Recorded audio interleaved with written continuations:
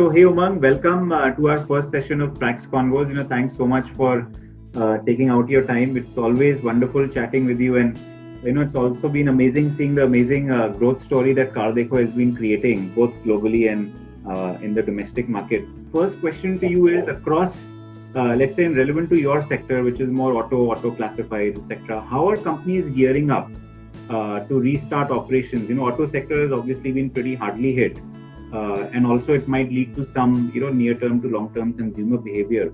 How are you guys, and how is specifically your sector gearing up?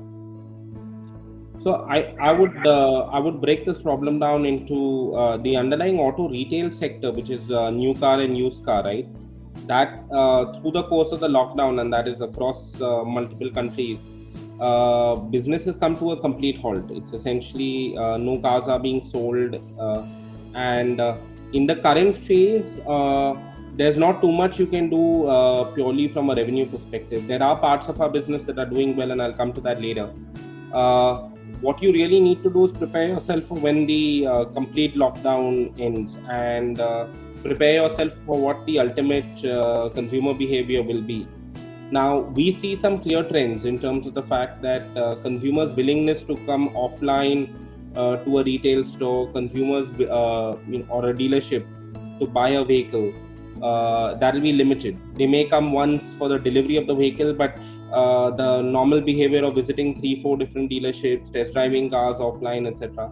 I think some of those behaviors will shift, where consumers will want to do that at home, and the industry will essentially have to prepare themselves for it. There've been a flurry of announcements in the last month from OEMs launching online booking platforms or other kinds of platforms, but it's still more of a piecemeal effort, and no one's really thought through the entire value chain of selling a new car or used car, and fundamentally altered that dynamic. But I think you will see a lot of innovation in that front over the course of the next 3 to 6 months. Structurally, long term, I think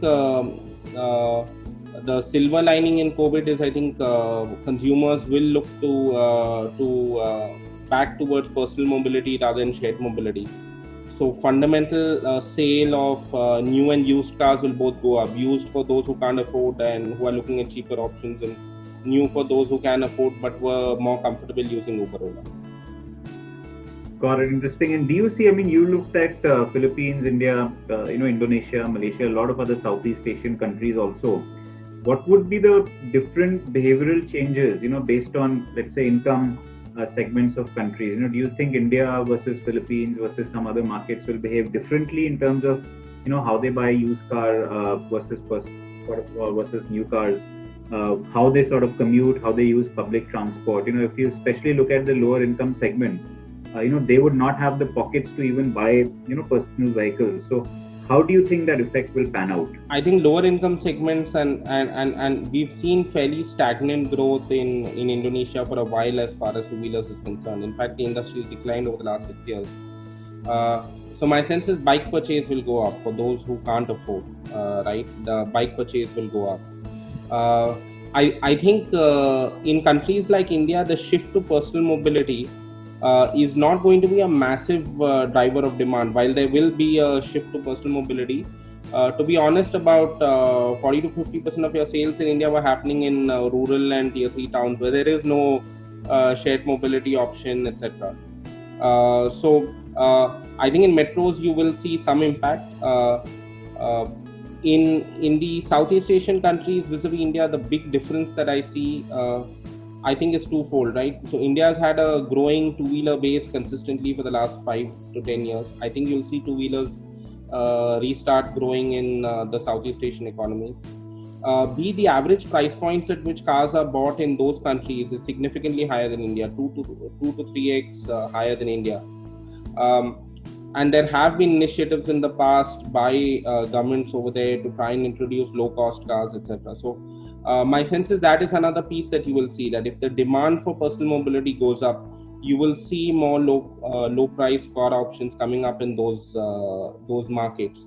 That will help fundamentally expand the opportunity out there. And so do you think it's the time for Tata Nano now? No, not really. I think the need for a Tata Nano is addressed by a used car. The price point at which you get a used car, which would be of better quality probably than a Nano, would be very similar. So I think what you will see is a shift in terms of used car purchase going up for vehicles. Got it. And how if, you guys obviously, I mean, if you look at some different segments within TI, health tech or grocery, etc., they've still continued, and the demand is obviously in some segments, in fact, shot up. For you guys specifically in the whole auto and the classifieds and the whole discretionary, semi-discretionary side, how have you used this time? Have you sort of been able to think about future growth plans? Have you sort of invested time in SOPs and trainings? We're talking to a lot of firms, and just I would love to know on how you sort of use this time internally for the organization. I'll break this down into two pieces. So we are not seeing complete impact of our business in Indonesia because they have not implemented a complete lockdown akin to what we've seen in India, Philippines, etc. So we are actually going to see quarter-on-quarter growth in Indonesia. We're going to see year-on-year growth as far as business is concerned in Indonesia. So there is a semblance of business running over there. While retail outlets have now been shut, there's still activity going on from OEMs. They're still trying to advertise, etc. Where we are sort of capitalizing on it is twofold. Internally, external business conversations, of course, right now, new business opportunities, etc., to an extent have dried up. So a lot of our focus is turned internal within the organization, focusing on our product tech roadmap, doubling down and ensuring that all business leaders are giving the right amount of focus to figure out what is it that they want 3 months, 6 months out. And we're trying to accelerate a lot of our plans on the product tech side.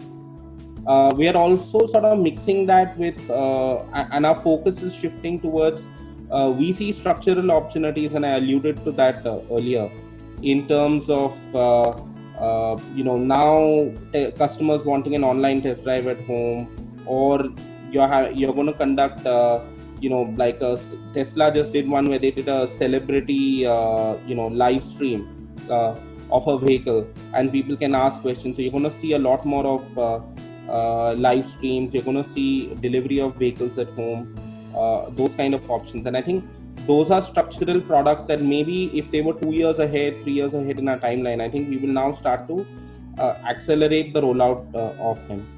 Simultaneously, we are trying to engage key stakeholders in the industry and evangelize concepts, talk about what post-COVID consumer behaviors are going to look like, and try and position some of our solutions for what we see as the future. So combination of things. I think there's a lot of internal and there's a little bit of external going on. Perfect. Umang, thanks so much. It's always amazing talking to you. So thanks so much for your time, and all the best to you and Car Dekho, and the sort of continuation of that trajectory, and wish you all the health, you, your family, friends, colleagues, everyone, and thanks again for your time.